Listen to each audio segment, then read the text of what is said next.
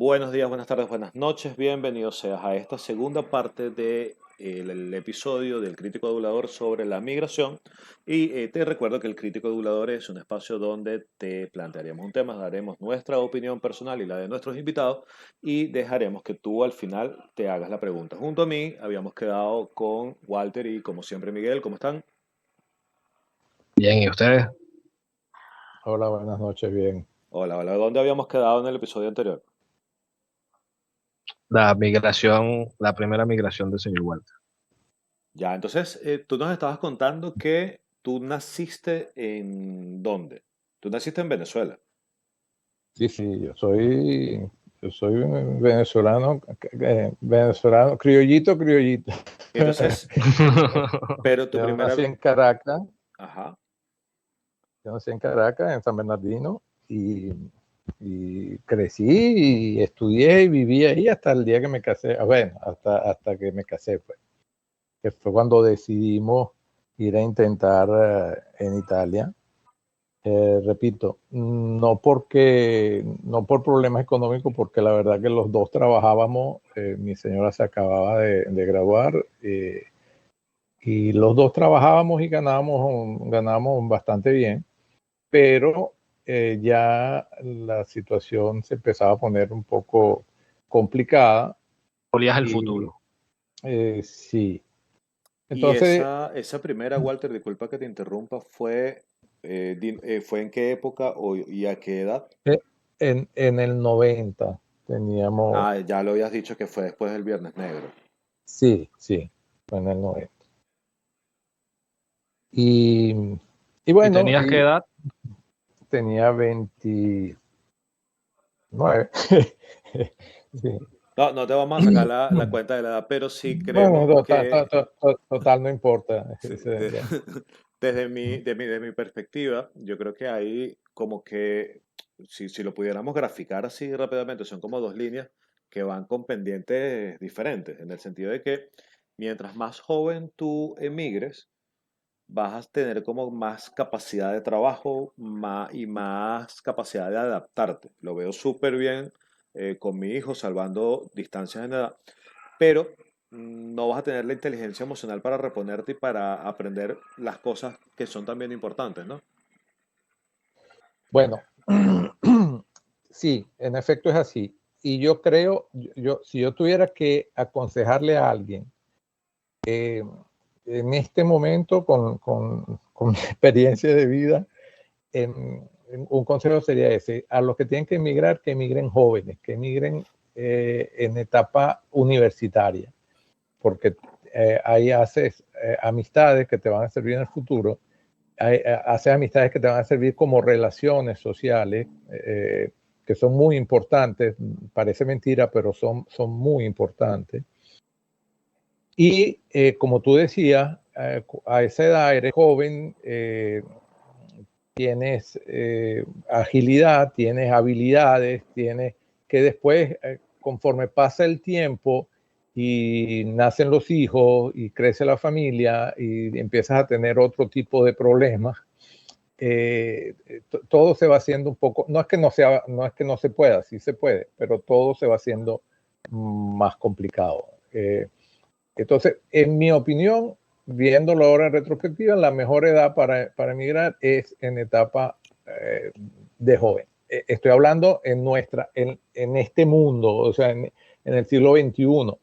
Naturalmente, si volvemos a, a la época de nuestros padres, pues ellos emigraban jóvenes, pero eran otros los motivos, como habíamos dicho, ¿no? Pero yo no sé de verdad cómo hacían, porque yo en particular, en mi propio proceso, yo duré año y medio separado de mi esposa y mi hijo. Y siempre nos podíamos estar conectando por WhatsApp y nos podíamos estar siempre alerta, pero en aquellas épocas era una carta que uno mandaba y esperar que llegara y que llegara la respuesta. Yo de verdad no sé cómo hacía. Tenía que ser Es- mucho más duro. sí, pero es cuestión de costumbre, ¿no? Y yo creo que lo que dice el señor Walter es completamente cierto, porque yo creo que cuando eres joven y estás en etapa de aprender, uno siempre aprende todo a lo largo de la vida, pero ese momento es donde absorbes más cosas, ¿no? y creo que justo en ese momento aprendes a adaptarte, aprendes a ser tolerante, aprendes mucho más de cómo son las cosas en otras sociedades, en otros países, y te es mucho más fácil adaptarte. Ya cuando te haces más mayor, creo que adaptarte después de tener una vida completa en un lugar se te hace bastante complicado. No, Indudablemente. y lo que comentaba Walter de las redes de apoyo, yo nunca he sido, y tú Miguel sí me conoces hace mucho tiempo, yo nunca he sido de tener amigos, o sea, yo nunca he sido ese amiguero de que, este es mi amigo y el otro es mi amigo, el otro es mi amigo. Conocido sí, pero yo tengo dos hermanos de otra madre y uno de ellos fue empezando la universidad.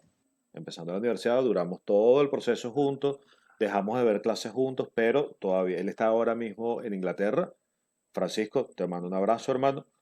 Eh, y yo sé que hoy lo vería y pudiéramos amanecer hablando como si no hubiese pasado ningún día. Y el otro se fundamenta un poquito, es más o menos en la misma etapa, pero se fundamenta un poquito en el trabajo que pasamos juntos muchas veces, que es Robert, hermano, un abrazo también desde acá. Ellos son quizás mis únicos dos y que de verdad son, y son, como estaba diciendo Walter, de la misma etapa. O sea, después de ahí, a mí me ha costado un mundo hacer amigos nuevos, y al punto que no lo he conseguido. Es Bueno, es que que nuestra situación como venezolanos es bastante complicada porque migramos todos y todos emigramos para un lugar diferente, a diferencia de probablemente otras migraciones de otros países, que migra una parte y otra parte se queda, o sea, lo que es no normal. Si el país hubiera estado normal, probablemente la mayoría todavía seguiría en el país. Pero en el momento que empiezan a migrar todos y todos se van regando, toda la vida que tenías socialmente, todas las personas que tenías cerca, todas las personas con las que hablabas todos los días, compartías, veías un partido, tomabas una cerveza, de repente desaparecen y el golpe es fulminante porque no está nadie, pues a diferencia de personas que se quedan en su país, bueno, de toda tu promoción se fueron 10, pero todavía los otros 80 están ahí conviviendo contigo, ¿no? sí, claro, claro. Pero el, el- la separación, indudablemente. Yo quiero que lo veamos en cambio de que tienes, eh, mm, tienes que integrarte y la mejor edad para integrarte es cuando eres joven. Es cuando es lo que tú dices, cuando tú sales a rumbear, cuando sales a conocer gente, cuando que no me vayan a odiar las mujeres. Las mujeres cuando no se enamoran y se casan en edad de jóvenes y de universitarios, ya se le hace mucho más difícil porque no hay cómo relacionarse, no hay, a lo mejor tienes, sí, vas a trabajar, pero en tu trabajo, tus compañeros de trabajo están casados y entonces, Y no hay cómo relacionarse en el punto que la humanidad tiene las mejores maneras, las maneras más fáciles, las maneras más rápidas de relacionarse con todo el mundo.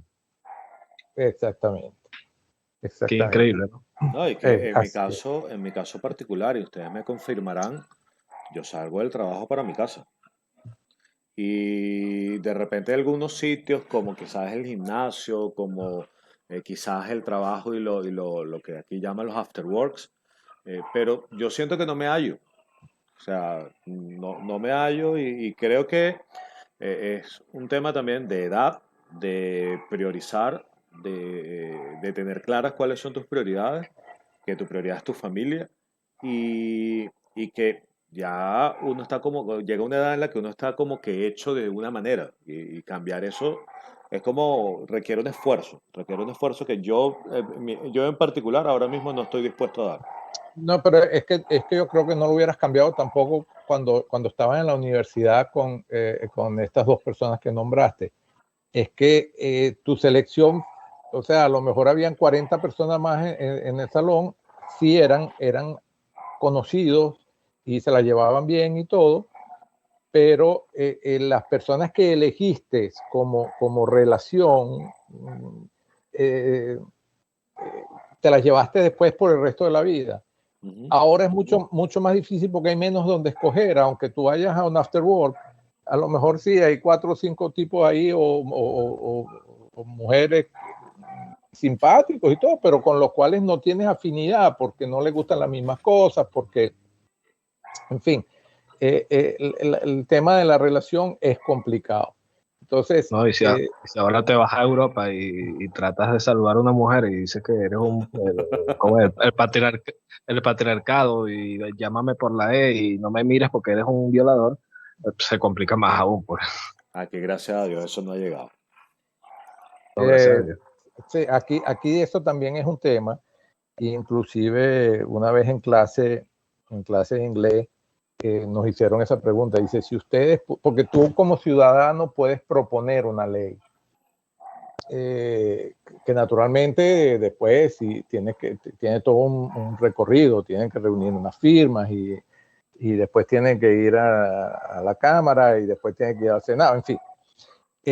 Pero preguntaron si tú pudieses proponer una ley, ¿cuál sería? Y yo propuse eliminar la demanda fácil, ¿no?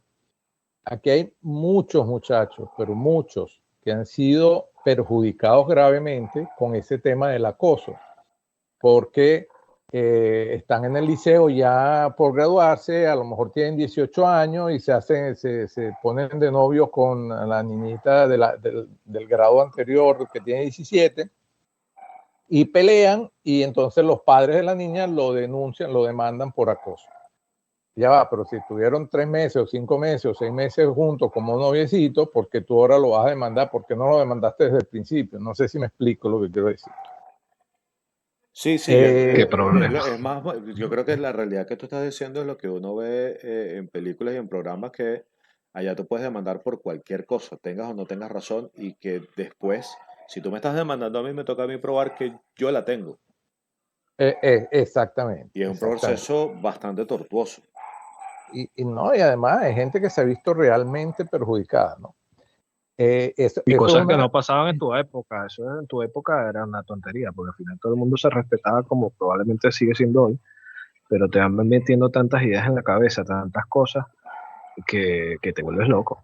Yo creo que lo que está pasando en el mundo es que, porque eso lo ves en los países donde hay bienestar, que el bienestar vuelve loco, vuelve loco, como no tienen más en qué pensar, entonces se ponen a pensar en todas esas estupideces, ¿no? En estos días oí una noticia en España que hicieron la ley, ahorita una nueva ley de protección para los animales y tal, y una señora dejó el perro, que lo deja de toda la vida, ella dice, toda la vida yo he venido a este supermercado y he dejado el perro afuera porque no me lo dejan entrar. Llegó la Guardia Civil y me puso 500 euros de multa porque ahora con la nueva ley eso se considera abandono. Perdón que me Esos ría, son, pero es que hay cosas que de verdad parecen chiste. sí, sí, Y eso raya, es lo que hablamos con Manuel en el otro, que precisamente eso, que la cosa está llegando a un punto satírico. sí, sí, es que es así, raya en la estupidez, ¿no? Pero bueno, ahí nos estamos desviando. Yo les voy a contar brevemente mi experiencia. La primera vez que nos fuimos a Italia, bueno, cuando emigramos a Italia, la primera vez que emigramos. ¿Cuál fue el primer acierto y el primer error? Porque ya sabemos las razones por qué te fuiste, pero ¿cuál fue el primer acierto?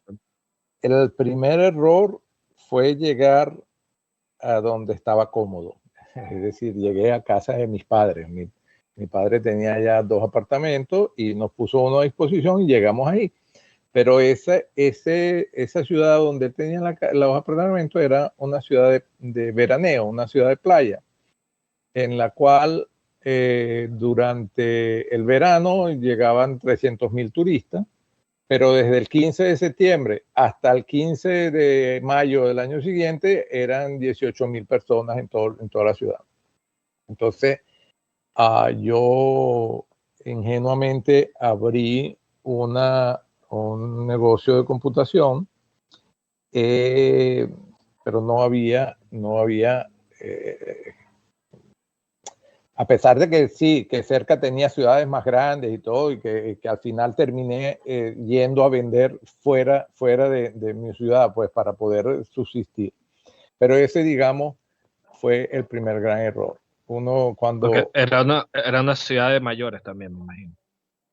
No, no, ¿No? porque era una ciudad, es una ciudad muy joven, bueno, era relativamente, era joven, pero era una ciudad, eso, para turismo. La mayoría de los apartamentos están vacíos durante el año porque, repito, después en verano sí los alquilan y llegan los dueños, pero el resto del año prácticamente es muerto. Claro, los que iban Eh, de turismo no iban a ir a comprar una computadora y en esa época menos, porque todavía estaba o- empezando el boom de eso. obviamente. Entonces, eso quizá fue el primer error o el gran error en realidad. Ah, el consejo siempre es, si vas a un sitio los peces para nadar necesitan agua.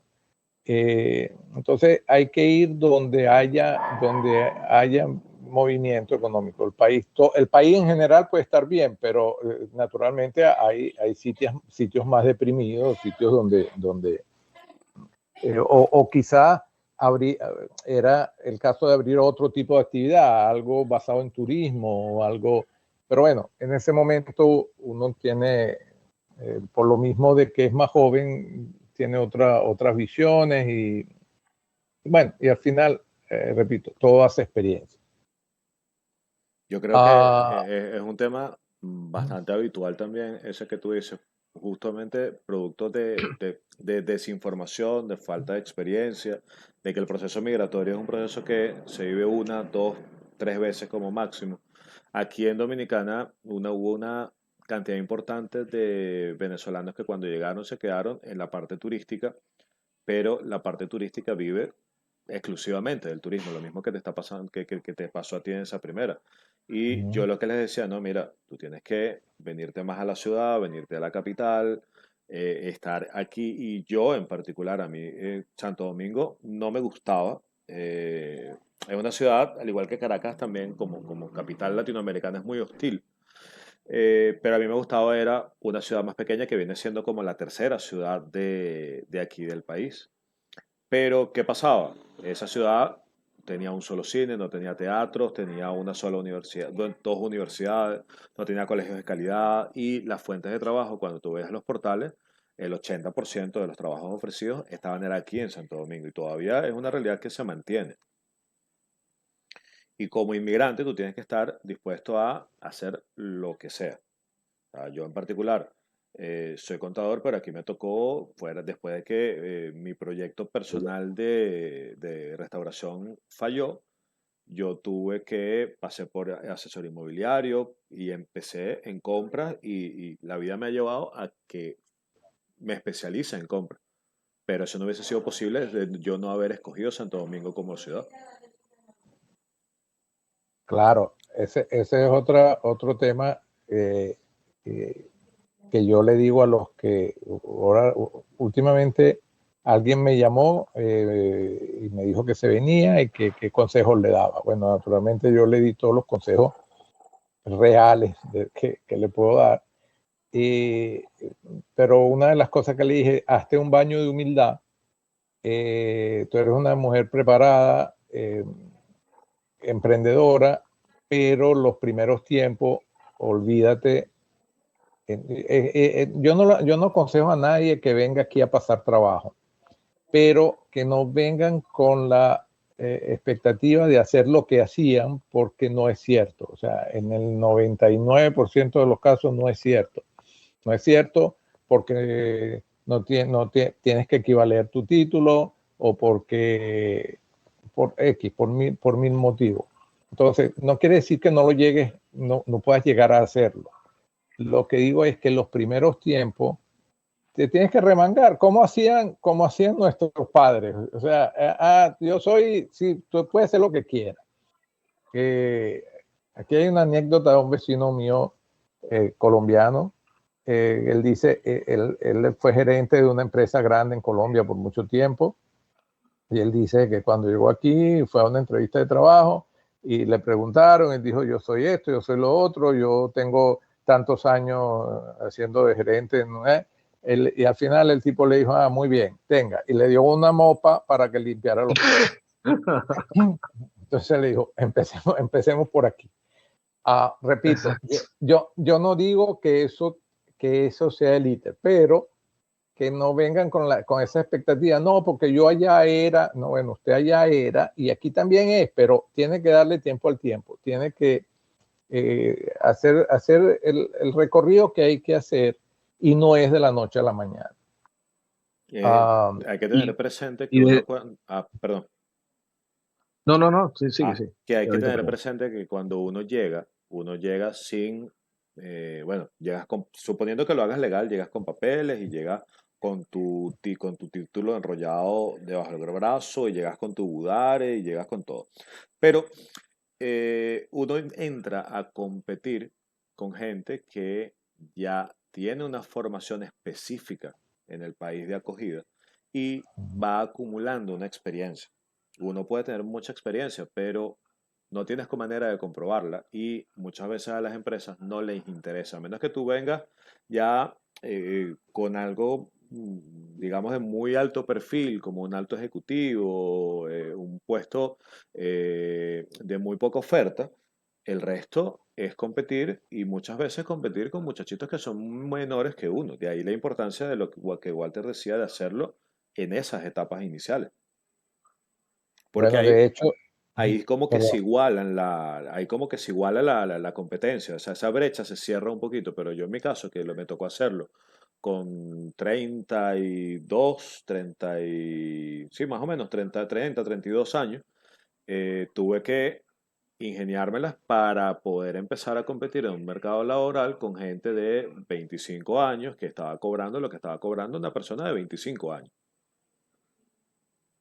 claro, claro. De hecho, si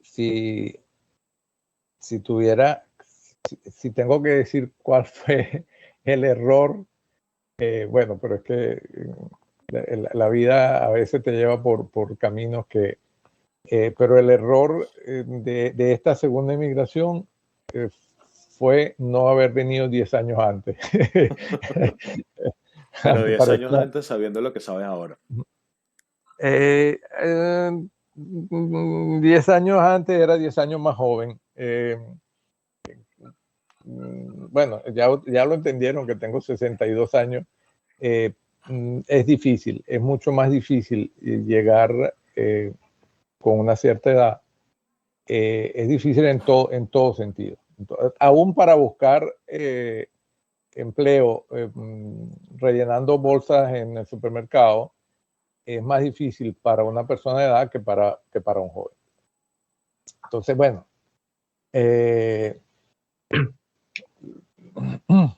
Yo creo que uno llega a un punto también en el que nos pasó a mí y a mi esposa también. Quizás a mí no tanto porque yo estuve dispuesto a hacer otras cosas, pero ella estaba con una mentalidad un poquito más cerrada y más de tener paciencia, que yo no la tuve mucho. Es estar en el punto de que, ok, tienes la experiencia, pero no tienes la edad, pero tienes la edad, pero estás sobrecalificado y entonces estás sobrecalificado para este puesto y te va a pagar poco. Es una cantidad de cosas que se tienen que alinear que a veces es difícil. Muy difícil, ya que tocas ese punto, le voy a contar otra anécdota. Nosotros tenemos, gracias a Dios, mi señora y yo tenemos una empresa, montamos una tapicería, nada que ver con lo que estudiamos, pero bueno, era porque teníamos a alguien conocido que ya nos podía abrir la puerta con ciertos clientes y era algo para lo cual no se requería licencia y bueno, en fin, se fueron dando con las condiciones como para montar, abrir una tapicería. Pero durante el COVID, durante la pandemia, pues bueno, nada, tuvimos que cerrar, nos mandaron a cerrar y yo intenté buscar trabajo. Yo, bueno, tengo que salir a buscar algo que hacer, porque, entre otras cosas, porque si no me vuelvo loco, porque yo no puedo estar encerrado en la casa. Y fui a un sitio para hacer instalación de filtros de agua, filtros centrales para casas, ¿no? Y la señora, la gerente de recursos humanos, cuando vio mi currículum, me dijo, no, yo no te puedo hacer esto. Le digo, pero que no me puede hacer qué. no, yo no te puedo, no, tú estás sobrecalificado para este cargo y bueno, en total, no hubo manera. Le dije, pero no importa, a mí no me importa, yo no estoy buscando, para mí está bien, técnico instalador, o sea, después comentándolo con mi hermano, que mi hermano sí tiene muchísimos años, tiene 30 años, más de 30 años viviendo aquí. Me dijo, bueno, mira, a la esposa le pasó lo mismo. Y dijo, ella lo que hizo fue hacer un currículum como que si hubiera salido de bachillerato. O sea, ella también profesional, trabajó en Petrolera, trabajó en ConocoPhillips, y al final dijo, ella hizo un currículum como que si hubiera salido de bachillerato. Y así fue que entró en la empresa y bueno, ahora ya han pasado los años y ha hecho carrera. Pues. Pero es duro, es duro. Yo creo que en sintonía con lo que ustedes dicen, claro, cada vez cuando te haces mayor es más difícil, pero sobre todo emigrar. Primero porque cuando emigramos estamos en un sitio nuevo, estamos en una realidad nueva, con unas costumbres nuevas, con gente que ya, vamos a competir la gente que ya está en su agua natural, por decirlo así, que tiene unas facilidades en la mayoría de los casos como vivienda, etcétera, etcétera, etcétera, y preocupaciones que probablemente ellos no tienen y uno sí, ¿no?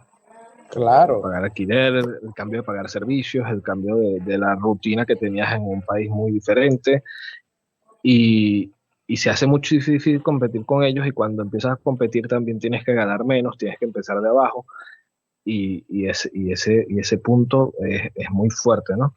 Ahora bien, después que estuviste en Italia, ¿tuviste algo positivo o también te pegó estar ahí la carga fiscal, el vivir de una manera diferente? O sea, ¿qué te hizo regresar a Venezuela? bueno, sí, sí. Siendo honesto, tres cosas en realidad. Uno fue eso, la carga impositiva, el sistema fiscal en Italia en ese momento. Creo que un poco ha ido disminuyendo, pero todavía es exagerado. La carga impositiva es bestial y no importa cuánto ganara, cada año facturaba más y al final lo que estaba ganando era un sueldo. Entonces no tenía sentido tener una empresa con todos los riesgos, con todas las responsabilidades, con toda la carga fiscal y para al final tener el mismo sueldo que podía tener cualquier hijo de vecina trabajando en un supermercado. Trabajabas para el Estado prácticamente. Sí, sí.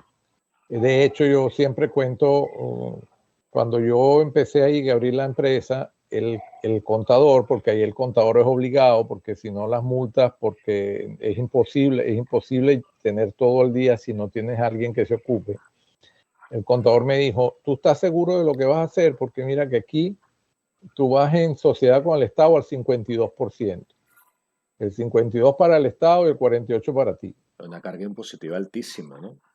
Sí, pero después de 6 años, cuando decidimos regresar a Venezuela, yo regresé a hablar con él, o sea, nos sentamos, me fui a despedir, le dije, mira, una sola cosa te equivocaste, no es el 52%, es el 75%, porque fuera de los impuestos de empresa, o sea, están todos los demás impuestos que tienes que calcular para uno que es empleado, que es independiente. Porque los impuestos, la matriculación del vehículo todos los años, o sea, habían cosas tan absurdas como que tú pagabas impuestos sobre los encendedores de cigarrillos. Entonces, eso fue naturalmente el detonante, pues, porque y mi señora sufría exageradamente el frío, aún con toda la ropa adecuada de invierno y los calefactores en la casa y sufría mucho el frío y toda la familia de ella estaba aquí, la madre, padre, la hermana, aquí, perdón, en Venezuela en ese momento. Entonces, sí, digamos, esas fueron las cosas que que nos empujaron ya a regresar a Venezuela. Porque Entiendo. después como sistema de vida, perdón que interrumpí, No, continúa, No, continúa. sigue, sí. porque como sistema de vida, la verdad que es muy agradable, es apacible, sobre todo nosotros no estábamos en una gran ciudad, entonces,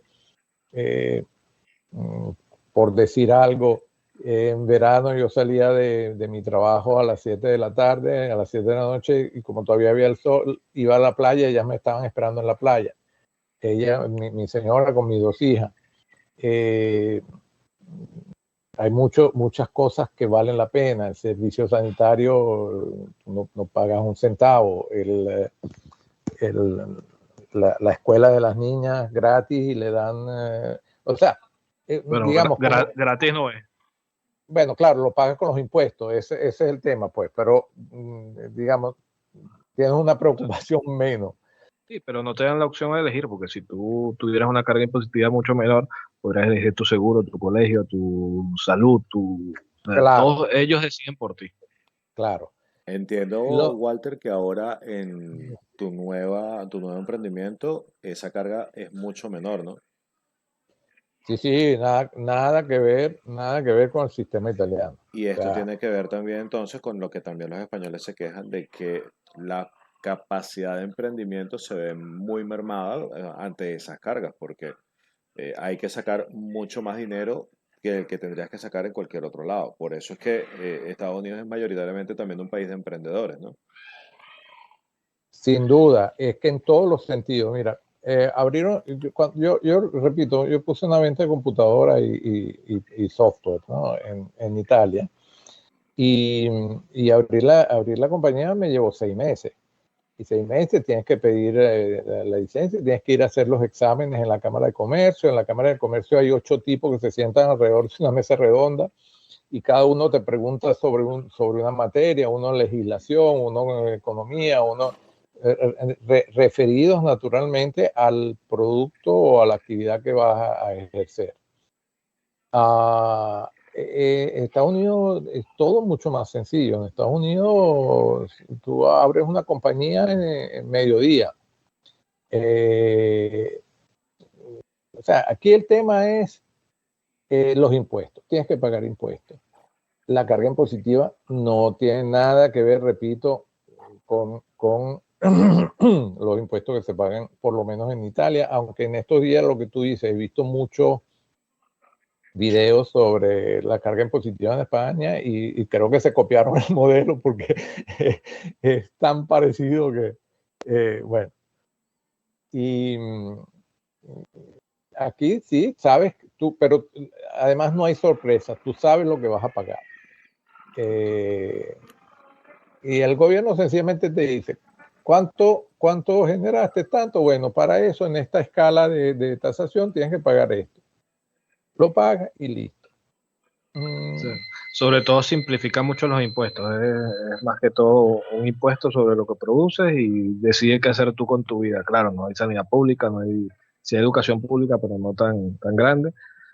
Tienes otro tipo de problemas, pero tú tienes la capacidad de elección, a diferencia de esos países, ¿no? Y ahora que cuando volviste a Venezuela, ¿te fue mejor? Miguel, cuando regresé a Venezuela fue como si nunca me hubiese ido. O sea, yo llegué a Venezuela, al día siguiente estaba trabajando. Casi inmediatamente, a los pocos meses, volví a abrir mi antigua compañía, empecé a trabajar otra vez en construcción, que era lo que siempre había hecho allá. Mm, y no nos iba mal, nos iba bastante bien. Después, lamentablemente, empezaron a llegar los problemas que ya sabemos y la cosa empezó a mermar y bueno, fueron cambiando fue cambiando el panorama, ¿no? Siempre en detrimento, ¿no? Por lo que tú estás diciendo, porque a mí me gusta ver a veces los países como un ser vivo que tiene su propia vibra y va cambiando y se va modificando. Yo ya tengo 8 años fuera, ya he regresado 2 veces. La primera fue la última fue muy reciente y la primera fue reciente al primer año, fue como al año, Ujú. año y medio de haberme ido la primera vez. Regresado, quiero decir, por 2 semanas de visita. Y Ajá. para mí fue un impacto que fue dos países completamente diferentes. A mí me impresionó mucho fue porque también yo salgo después de las protestas del 2014, yo salgo en el 2015 y yo regreso en el 16 y el impacto que yo me llevé fue terrible. Y Bueno, es que fue la peor época, ¿no? exacto, el peor año fue el 17. Pero después ahora regreso en febrero y es otra cosa completamente, en febrero de este año, y fue otra cosa también completamente diferente, a pesar de ser en el marco de una situación personal complicada que no viene al caso. eh, yo no me hallaba, no me encontraba porque era no entender qué pasaba con cómo hacer los pagos, no entender qué pasaba con Sí, qué hacer con la gasolina, no entender qué pasaba, pero también tenía una cosa buena que lo que a mí más me descompuso fue una sensación extrañísima de seguridad en la calle, de que yo le preguntaba a la gente y te pregunté a ti, Miguel, en algún momento, pero ¿por qué hay tanta gente con el teléfono en la mano en la calle y caminando? Para mí eso, yo no lo viví en Venezuela, o no lo viví, en realidad no lo viví porque el smartphone llegó ya justo cuando se estaba todo empezando a deteriorar, al menos para mi realidad. Y aquí pues tampoco lo hago, pero es muy loco cómo cambia tanto el mismo país, la misma zona en tan pocos años. sí, esa es otra de las cosas que yo siempre, y se lo he dicho ah, a todo el mundo, le hago el mismo comentario. El problema que me da mucha rabia en Venezuela siempre ha sido ese, y no solo con este gobierno, también con los anteriores. La cosa empieza a ir bien, la gente empieza a progresar, empieza a haber bienestar y llega el gobierno y hace alguna trastada para paralizar todo, para echar para atrás, para hacer retroceder al país, ¿no? Cuando estás sacando la cabeza, te dan con un bate como en las maquinitas. Tal cual, esa es la expresión. Cuando estás sacando la cabeza te dan un batazo.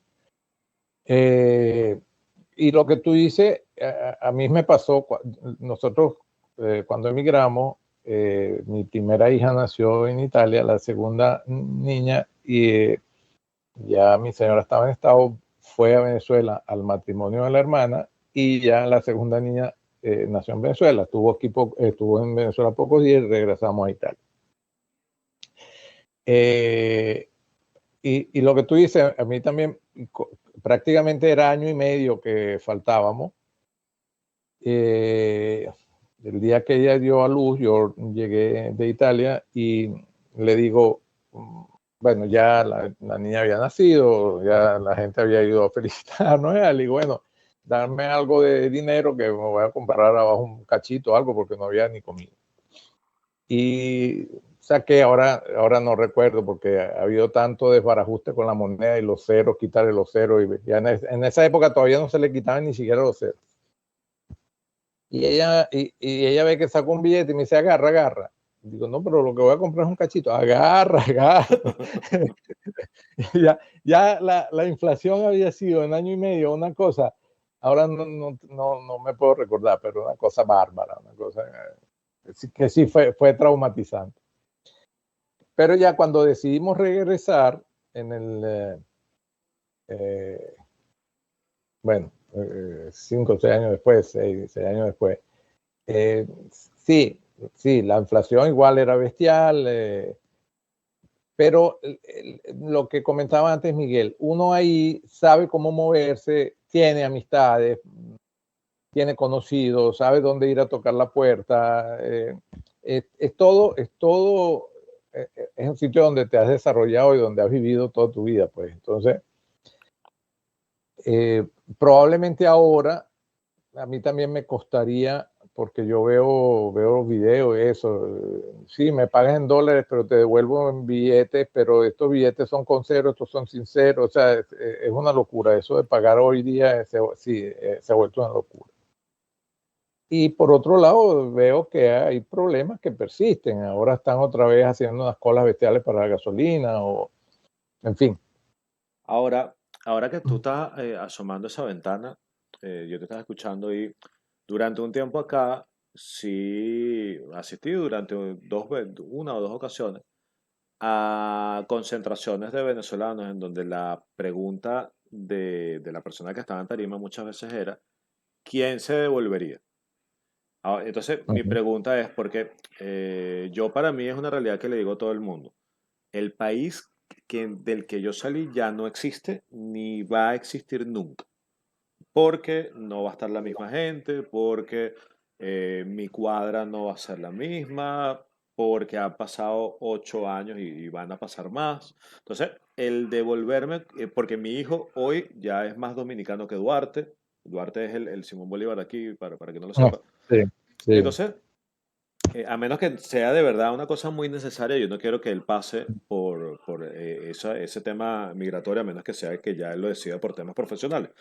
Pero tú, Walter, tú, Miguel, ¿se devolverían si las condiciones estuviesen dadas o ya estamos abrazando nuestro país de acogida como nuestro y tendría que alinearse muchas más cosas que el simple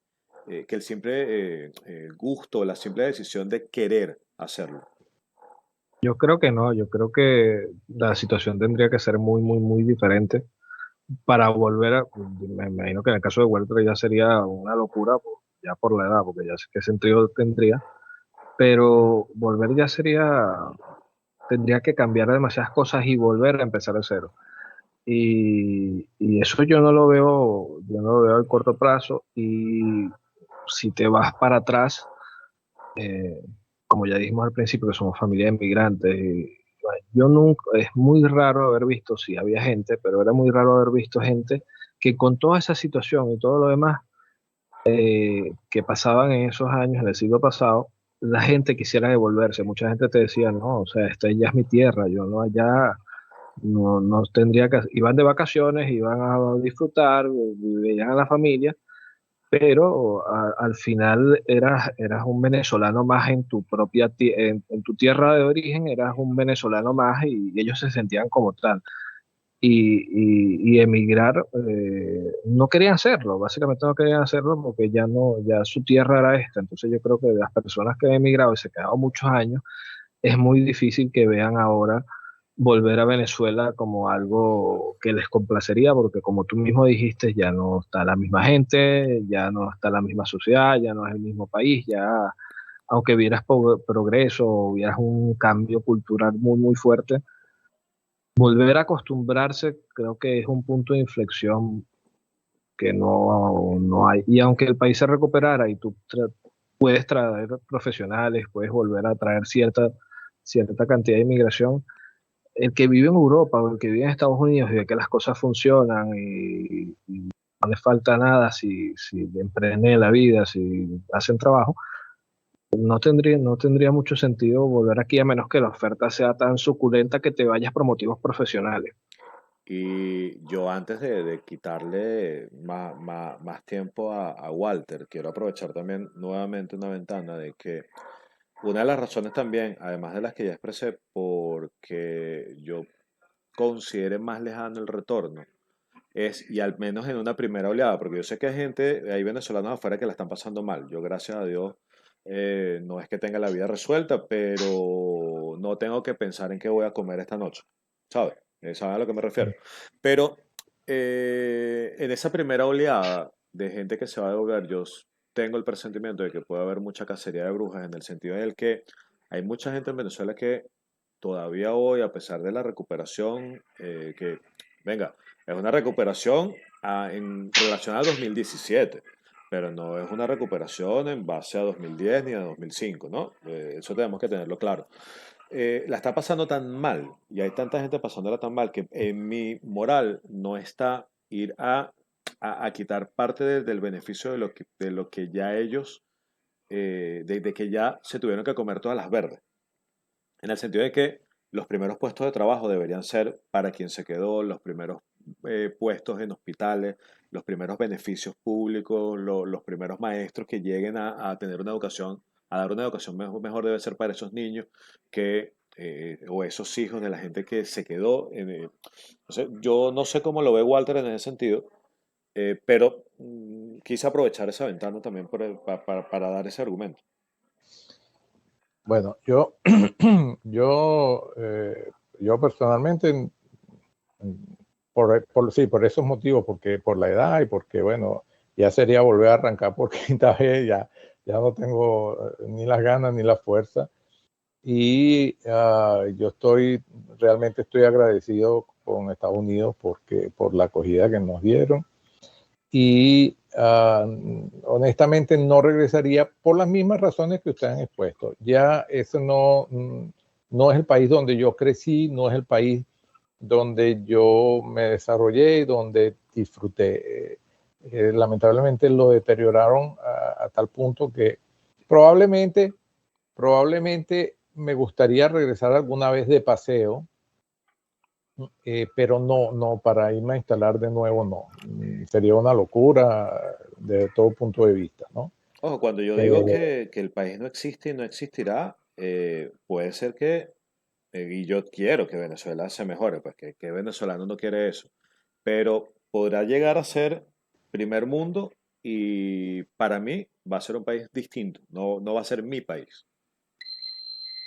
Exactamente, por eso no es lo que nosotros fuimos perdiendo, porque ni siquiera es lo dejamos cuando ya lo habíamos perdido, lo fuimos perdiendo por muchos años. Entonces ya no es. Yo también quiero que se convierta en una potencia, pero haría falta algo tipo Singapur, pues, o sea, un gobierno de mano dura, pero bueno, ya eso es harina de otro costal.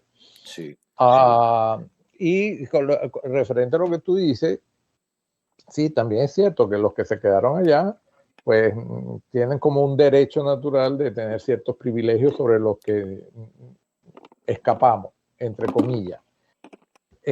Pero también es verdad que si de verdad llegara un gobierno como Dios manda, para no poner el adjetivo, habría tanto trabajo, pero tanto por hacer, porque es que la destrucción fue tan masiva, que habría tanto por hacer que habría trabajo para todos ellos, para todos los que emigramos y para una cantidad de profesionales más para ir a recomponer el país. Hay que empezar desde las señales de tránsito hasta todas las obras de infraestructura, la educación, o sea, lo que hay que invertir en educación, en profesores, en maestros, que para mí es la cosa primordial para tú, salvar al país. tú me estás Nosotros no haciendo, lo vamos a ver.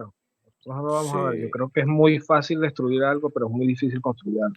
Tú Ah, puedes destruir una generación en 10 años, pero así es, no puedes construir una generación en 10.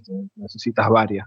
yo Y claro. tengo, eso es lo que le pasa a Venezuela. Venezuela no tiene para dónde agarrar y cuando eso cambie, va a ser un país más, con tu cariño que le puedas tener, pero va a ser un país más de esos de los que puedes visitar, que no te vas a hallar a acostumbrar a las nuevas cosas, ¿sabes? No, Uh-huh. ningún país es copia de nadie, ni ningún país es calcado al otro en el término de que va, en el término de crecimiento, en el término de cultura. Entonces, cuando llegues, probablemente veas una realidad que tu realidad ya es la donde estás. ¿Sí? Más allá de que te guste o no te guste, o seas complacido, o te cuesta adaptarte, volver a adaptarte a algo que ya no es lo que tú quieres en cierta edad, no tiene sentido.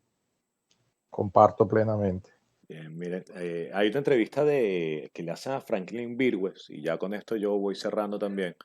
Es muy, muy emotiva esa parte de la entrevista porque lo que le dicen a él es si volverías y por supuesto que sí, pero a enseñar.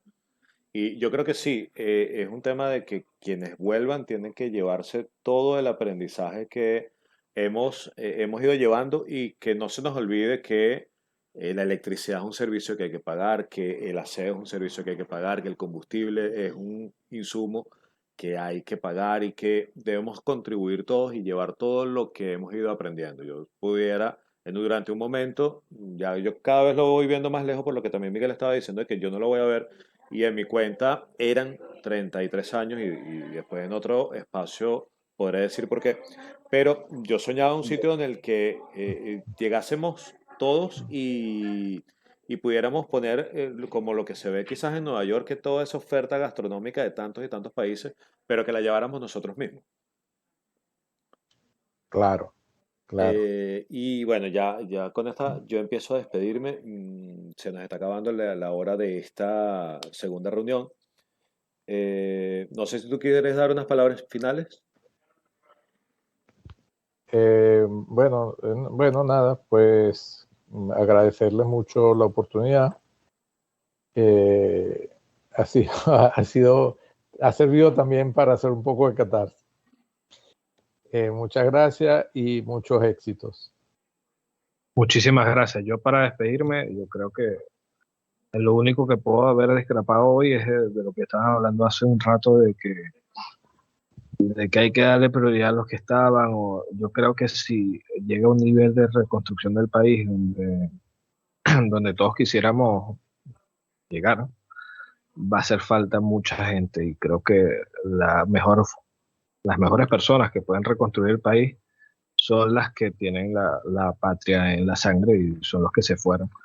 Y se fueron con enseñanzas, se fueron o sea, aprendieron cosas en el camino, son otras personas completamente distintas a las que se fueron.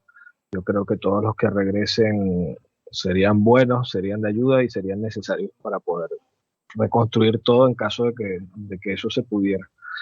Y ya quedan parte de cada quien, si puede, si quiere, si no, pero creo que en eso se ha basado el crecimiento de muchas naciones, gente que fue y volvió. La India es un ejemplo, la India era un país de muy pobre y la migración de esos indios a formarse, a prepararse, a vivir nuestras experiencias, a aprender de cómo funciona el mundo, hizo que regresaran y que estemos viendo que India sea una de las mayores potencias mundiales en desarrollo en este momento. Ojalá que para Venezuela y para nosotros ese algún día sea el camino y lo podamos ver.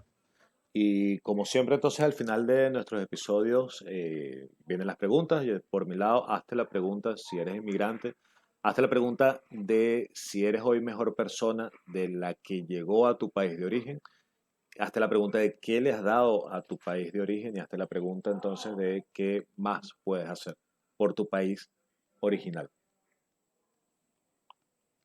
Yo, hazte la pregunta de que, como dice Manuel, de qué puedes haber mejorado, de qué puedes mejorar, de si tendría algún sentido alguna vez volver al país no solo de paseo, sino aportar algo para él, de si quieres ver una Venezuela diferente, una Venezuela que vieron nuestros abuelos, que vieron nuestros padres, que amaron profundamente a pesar de no haber nacido aquí.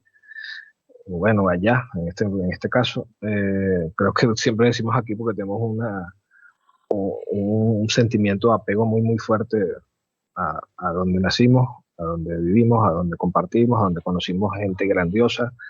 eh, y creo que hasta la pregunta si de verdad en algún momento podamos ser esa envidia del mundo otra vez que nos lleve a un lugar que probablemente no estemos soñando o no hayamos soñado todavía.